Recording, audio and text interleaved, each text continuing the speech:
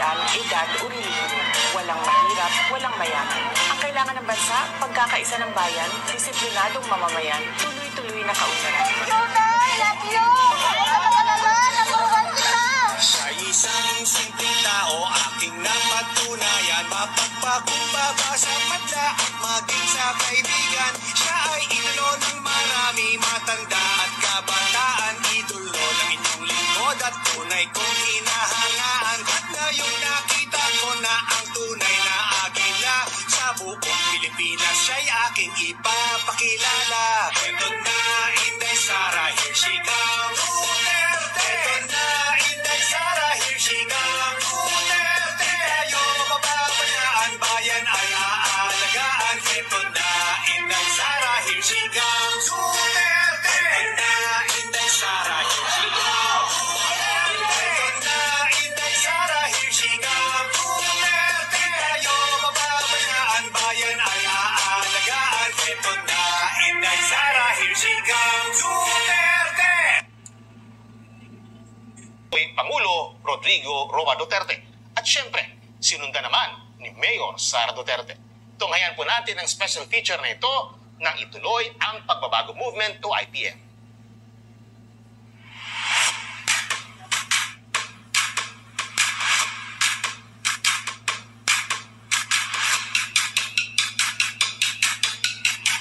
Hindi na bago para sa isang lungsod na patuloy ang paglago ng ekonomiya gaya ng Davao City ang pag-unlad rin ng pamumuhay ng mga residente nito.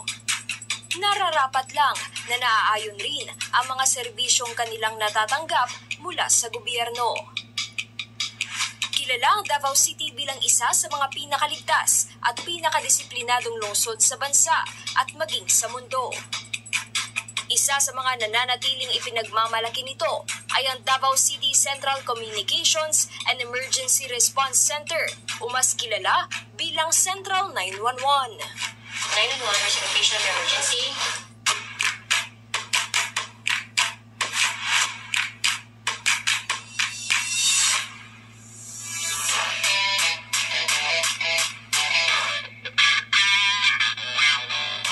Kauna-unahan ito sa buong Asya at pumapangatlo naman sa buong mundo. Natatangi ang Central 911 ng Davao City dahil sa libre ang mga serbisyo nito. Nagsimula ito sa panahon ng nooy Davao City Mayor at ngayon Presidente Rodrigo Roa Duterte. Mas pinalawak naman ito ni Mayor Inday Sara Duterte sa panahon ng kanyang panunungkulan. Mayor Sara is very supportive with all our endeavors. So kaya we will not be in this position now. All we have, kung hindi natin na elevate or upgrade our not only our skills but also the things that the tools and equipment that we need in order to make us as efficient as we are now. Kahit sinong residente na nangangailangan ng tulong ay maaaring i-dial ang 911. Agad itong sasagutin ng mga call taker na siyang ibibigay naman ng impormasyon sa mga radio dispatcher upang agad na makapagpadala ng nararapat na emergency team. Anumang pangyayari, kayang respondihan ng Davao City Central 911. Mapaekipo man o tauhan, sinisigurong laging handa at bawal ang mabagal pagdating sa serbisyo.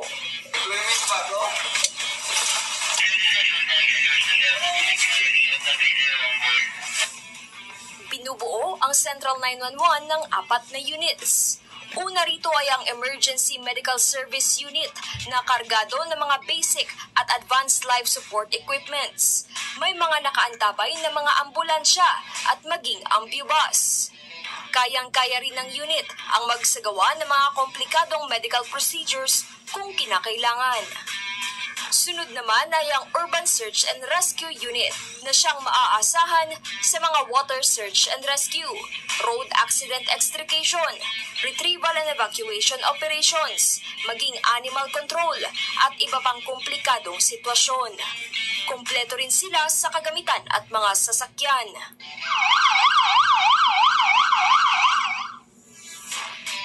Nariyan naman ang dalawang grupo ng Central 911 Fire Auxiliary Services Unit na mayroong naglalakihang fire trucks. Sila ang kasangga sa mga tungkulin ng Bureau of Fire Protection.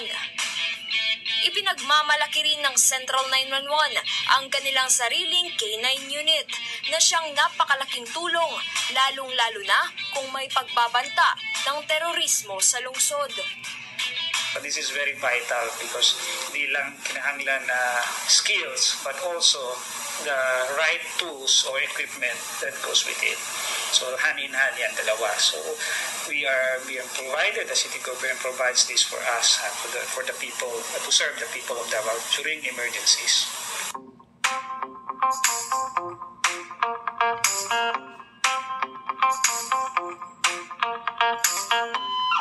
Ngayong taon ay ipinagdiriwang ng Davao City Central 911 ang ikadalawang dekada nito sa serbisyo. Sa tagal ng panahon, maayos nilang nagampanan ang kanilang tungkulin para sa mga Davaoenyo. Kaya't hindi na rin bago na marami ang bumibisita sa Davao City upang pag-aralan at gawing modelo ang Central 911. Nagbabakasakali na magawa rin ang ganitong klase ng serbisyo sa kani-kanilang lugar. There's several outside the Philippines, outside the country. There was yung Malaysia. There was a time, private sector group of Thailand. Yeah, that makes us proud. Isa pa sa ipinagmamalaki ng Davao City kung disiplina ang pag-uusapan ay ang Public Safety and Security Command Center o PSSCC. Ito yung nagiging command, control, and coordination office dito sa mga day-to-day risk assessments, and ito rin yung orchestrate ng mga coordination amongst the uniform units within Davao City. Sinisiguro ng PSSCC na maayos na nailalatag ang kanilang mga plano para sa seguridad ng lungsod, lalong-lalo na tuwing may malalaking pagdiriwang at tuwing may mga national at international conferences kung saan nangangailangan ng karagdagang seguridad para sa mga importanteng bisita. Mayroong Intelligent Operations Center ang PSSCC na pinakauna sa buong mundo. Namomonitor nito sa pamamagitan ng nakakalat na CCTV cameras ang mga aktibidad sa Davao City. Napakaganda ng takbo ng Davao City dahil unang-una ang security protocol natin naka-template na siya. Nang magsimula ang pandemya noong 2020, naging kaakibat rin ang PSSCC ng Interagency Task Force for Management of Emerging Infectious Diseases o IATF sa pagpapatupad ng mga executive order at guidelines upang maiwasan ang pagkalat ng COVID-19. So wala kaming masyadong nakita na problema dito, no? At ang kagandahan lang dito, educated na halos ang mga tao at ang ganda ng kanilang cooperation sa ating security sectors. Hindi matatawaran ang serbisyong ibinibigay ng PSSCC para sa seguridad ng Davao City. Nagagawa lamang raw nila ito dahil malaki ang suporta ng lokal na gobyerno. Masyadong supportive ang city government, lalo na kay Mayor Inday Sara dito sa PSSCC. Kaya wala kaming nakitang or na-encounter na problema. Dahil si ma'am naman, pagdating niya talagang, pagdating sa security, talagang naka-hits up sa palagi. Ang magandang liderato umano ni Mayor Inday Sara Duterte ang siyang naging inspirasyon ng mga bumubuo ng PSSCC at 911 para ipakita ang kanilang buong pusong pagseserbisyo sa mga Davaoenyo. I hope that this incredible milestone may inspire you to be more resolute as you continue serving the people of Davao City with courage, compassion, and determination in the years to come.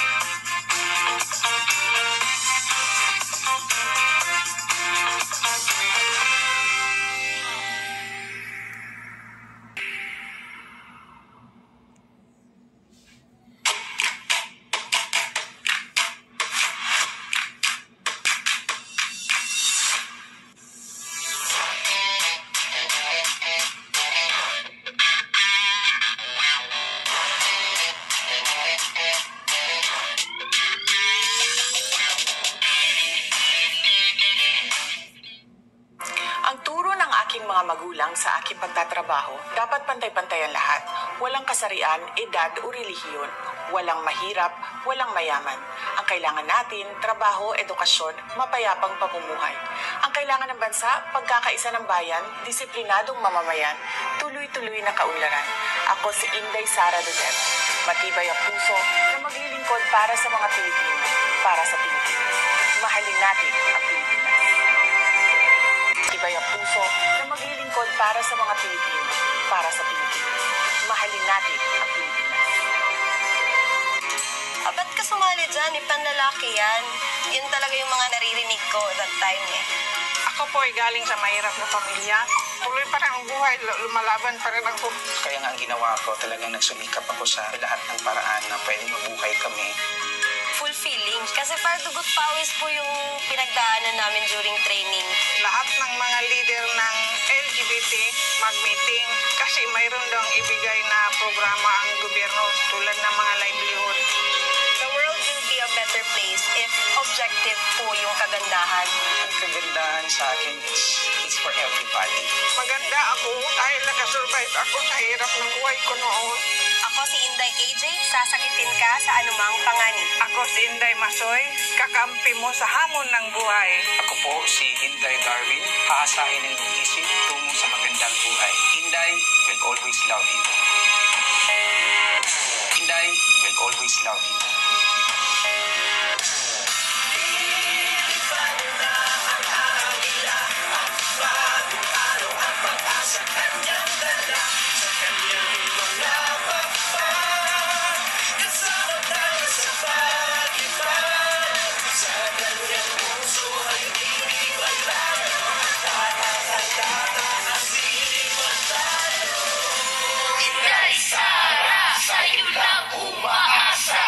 Narito ang kwento ni Ruel Divina. Hello Luzon, Visayas, and Mindanao. It's me, Ruel Divina, ang pambansang uga from Mindanao, a proud Davaoenyo.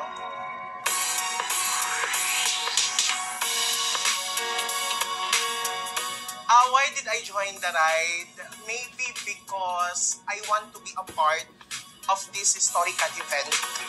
Oo, gusto kong maging parte bilang mahal ko si Sara at bilang susuportahan ko siya all the way talaga.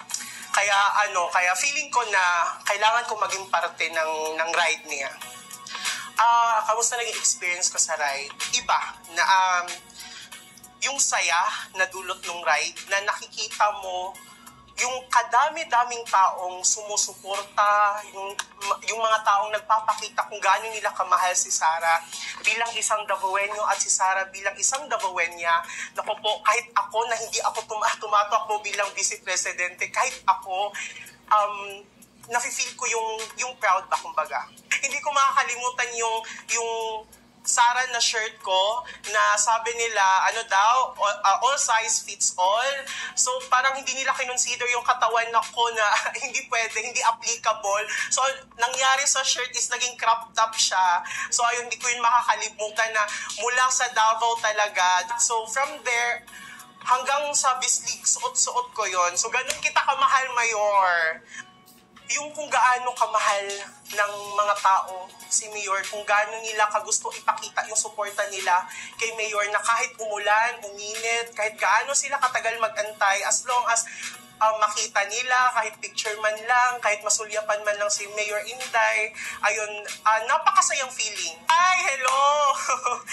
Alam ko kung gaano mo kamahal yung Davao City, alam ko kung gaano mo kamahal yung Davaoenyo. Napakasaya. Oo, Davao Life is here talaga kami dito sa Davao. Kung ganyan kami dito sa Davao, excited ako na mafilian ng buong Pilipinas. Kaya malungkot man, ma'am, na soon iiwan mo kami dito sa Davao. Pero para sa kapakanan lang ng buong Pilipinas, ipapahiram ka po namin.